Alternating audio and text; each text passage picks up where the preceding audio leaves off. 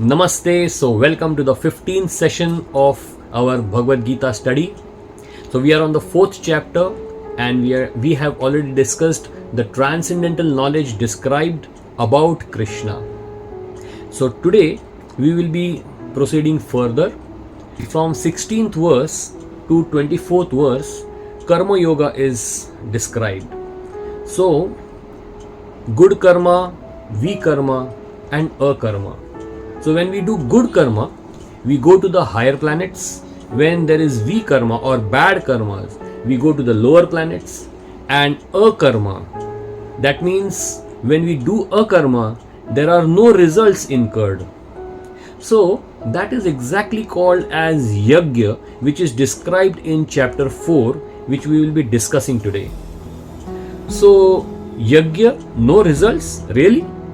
There is so much of smoke created, there is so much of carbon dioxide and monoxide, and we say there is no results. How is it so?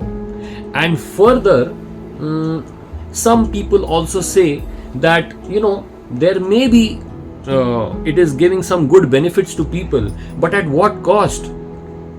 And then further, to add to the confusion, it is described in Bhagavad Gita that demigods are worshipped through Yagya. How? They are up there. And how while doing Yagya here on earth, they are pleased. Then further, impersonally they sacrifice into Brahman. Then it is said, Brahmacharis sacrifice the hearing process and the senses in the fire of mental control. Then Grahasthas sacrifice the object of the senses in the fire of the senses. Then it is further said, a Hatha Yogi, he sacrifices the breaths in the process of pranayam. And then it is said, some sacrifice their possessions. Then others by performing severe austerities, by practicing the yoga of eightfold mysticism, Ashtanga Yoga. And then some perform Yagya by studying the Vedas. So all these things, all big things, it is bit of confusing for the common man. And then there is a Bollywood further. Bollywood adds tadka to the confusion. हवन कुंड मस्तों का झुंड, अरे हवन कुंड मस्तों का झुंड, अब ऐसी रात सुनसान रात, रख दिल पे हाथ, अब क्या करोगे? हवन करेंगे, हवन करेंगे, हवन करेंगे। ओए जीव जंतु जब सो रहे होंगे, भूत प्रेत जब रो रहे होंगे, ऐसी रात सुनसान रात, रख दिल पे हाथ, बोलो क्या करेंगे? हवन करेंगे, हवन करेंगे, हवन करेंगे। So this completely confuses people. What exactly is Yagya? Vishwamitra went to Dashrath Maharaj, who was the Samrat of the entire planet Earth actually. Ayodhya was his capital. And he went and asked what? He asked for Ram. And why did he ask Ram? He asked Ram to protect Yagya. So is it the same Yagya? Havan karenge? Means what we understand is that Ramji did himself, he did Ashwamedha Yagya. Yudhishthir Maharaj did Rajasuya Yagya. When actually Devatas lost from the demons and they ran to Brahmaji for protection, they asked Brahmaji, why have we lost? Brahmaji said, you have failed in performing Yagya. So is it the same Yagya that we are talking about? So let us try to understand what is this Yagya, what is this Havan, and what are these rituals. Even the physical dimension of Yagya, it contributes to a lot of environmental welfare. The wood which is used for Yagya, even that is not ordinary, not from any tree the wood is collected. It has to be either mango or peepal or banyan or deodar or tagar, agar, then there is bilwa. So such trees, only the wood from such trees are taken as samidha for the yagya. And that also, the wood is cut very, very scientifically. that there are two types of tissues in the tree. One is the phloem and one is the xylem. So phloem, it carries the food to all parts of the tree, and xylem are those tissues which carry the water from the roots to all parts of the tree. So when the xylem, when it gets dried up, when we cut that wood, only that part is used for samidha.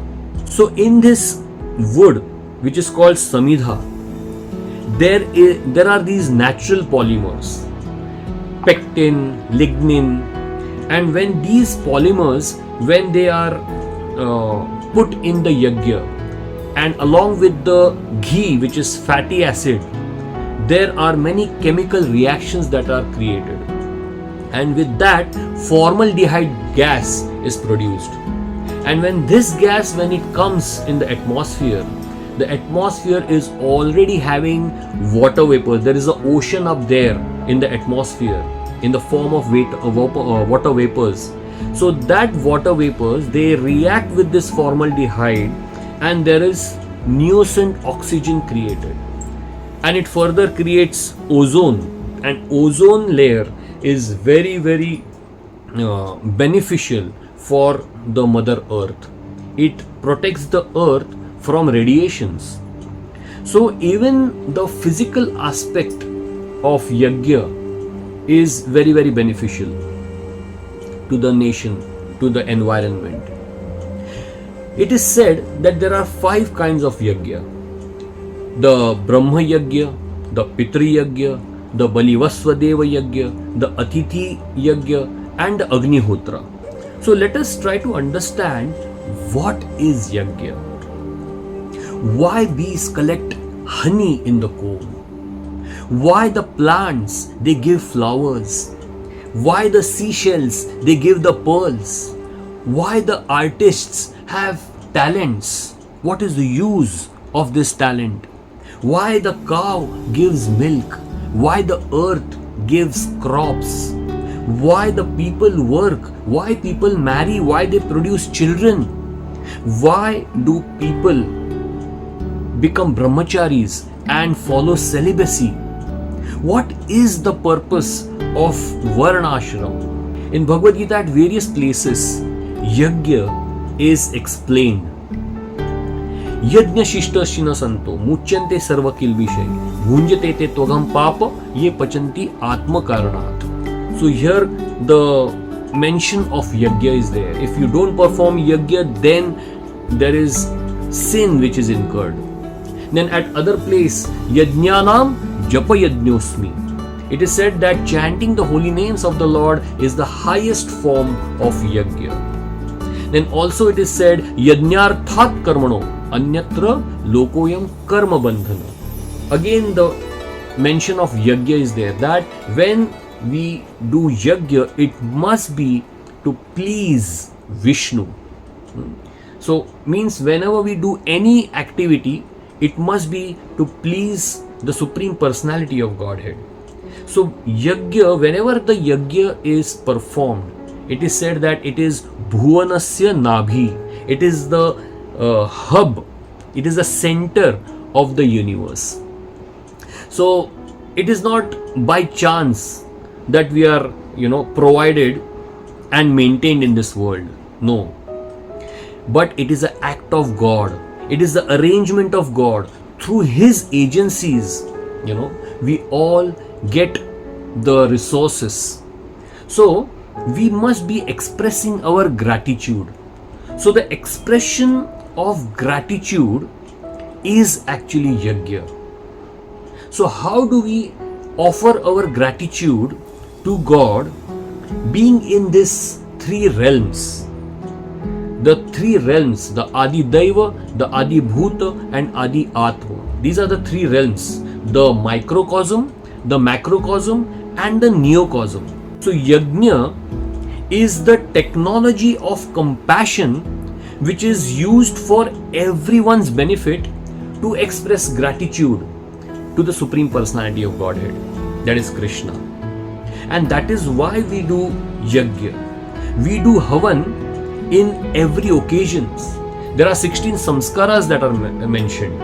So in every samskara, we do yagya. And in that yagya, what do we say? Idam Vishnave, idam na mama. That means this sacrifice, it is all for the pleasure of Krishna, the Supreme Personality of Godhead. So, what is the most important basic kartavya of living entity?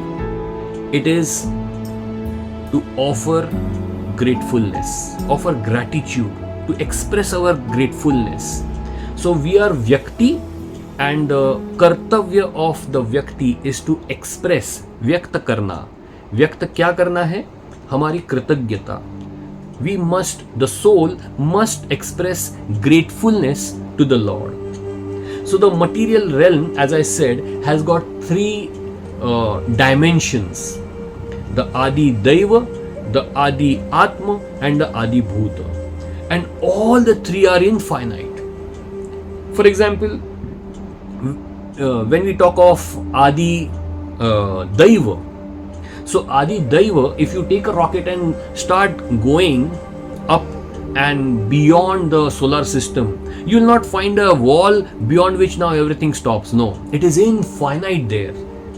Similarly, when we take a journey inside our body, we will find that in our body there is blood and bones and muscles, and deep further we go, our journey into subtlety, we will find that there are molecules and tissues, and in the tissues there are cells, and in the cell there is mitochondria and cytoplasm, and then further you go there are molecules, chromosomes and molecules, DNA molecules, and further you go there are atoms, and further inside you go then there are protons and neutrons and electrons, and further you cannot go because man has got a limit beyond which even human beings cannot go. So but till wherever the human being has reached, there is a perfect design. The atom has got perfect formation of electrons. A hydrogen atom will have a particular number of electrons only, right? So there is perfection at every realm, at every dimension. So that is Adi Atma. And even Adi Bhuta, we discussed about Adi Daiva, we discussed about Adi Atma, and then Adi Bhuta, that this material world, even in this material world, we see that there are so many species, and not only so many species, even on our body, how much hair we have, we cannot count. Our family members, we cannot understand them. Many times we end up saying, "Isko main samajh nahi pa raha hu." Why? Because all these things are beyond our capacity to understand other human beings. So, what is kartavya in all the three realms? So, I am soul, and my first connection to the nature is my own body. My body is also nature, made up of 24 elements. So, my first connection with nature is my body. So, my eating, my sleeping, my exercise, my cleanliness, doing pranayam, asana, that becomes my first kartavya, to take care of my own body. And then when, like my body, I have got others with me in the family, so then my kartavya towards my family, and then all the families, they form a society, and then a village, and then a nation, and then environment. So my duty in all these dimensions, I have to figure out, and to offer my duty to each one, my service to them, it becomes Yagya.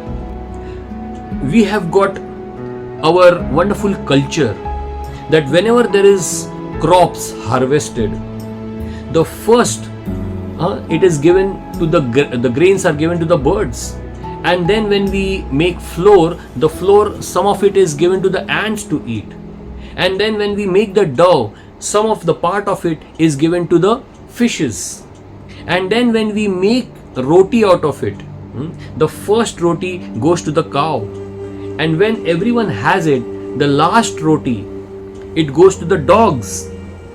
So in this way, we are offering charity as Yagya to every living entity in the realm of Adi Bhuta.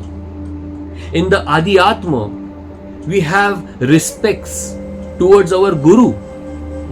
Guru Devo Bhava.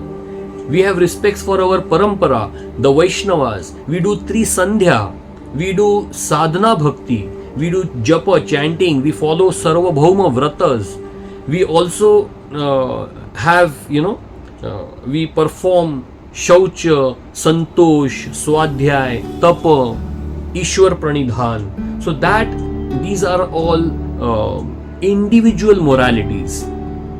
And then in the Adi Bhut, we have this Sarvabhauma Vratas, the first 5, the Yama, the social moralities, that is Satya, Ahimsa, Asteya, Aparigraha, Brahmacharya. So these come in the Adi Bhuta level. And then what is Adi Daiva? At the level of Adi Daiva, we perform Yagyas again, respect to the Devatas. We do Tarpan for the Pitaras. We do Shraddha after their death. So all these things, then we also worship the Kula Devata, the Grama Devata. All these things, it comes under Adi Daiva, expressing our gratitude to the Adi Daiva. So let us understand what is my Kartavya. To deliver the adhikar of the opposite person, that becomes my Kartavya. And what is my adhikar? My adhikar becomes the Kartavya of the opposite person. Just like when I am speaking now, my Kartavya is your attention. And what is your adhikar, which is my Kartavya? That is to offer something useful to you, which is relevant, which is significant, and which will be helpful to you. So in this way, we offer each other's adhikar by doing our Kartavya. We have a great confusion regarding adhikar and hakka. So people, when they are born in any country, their citizenship becomes their hakka because they are born. But that same person, if he has to become a chartered accountant, or if he has to become a doctor, or if he has to become a qualified government servant, then he has to actually just pass the difficult examination,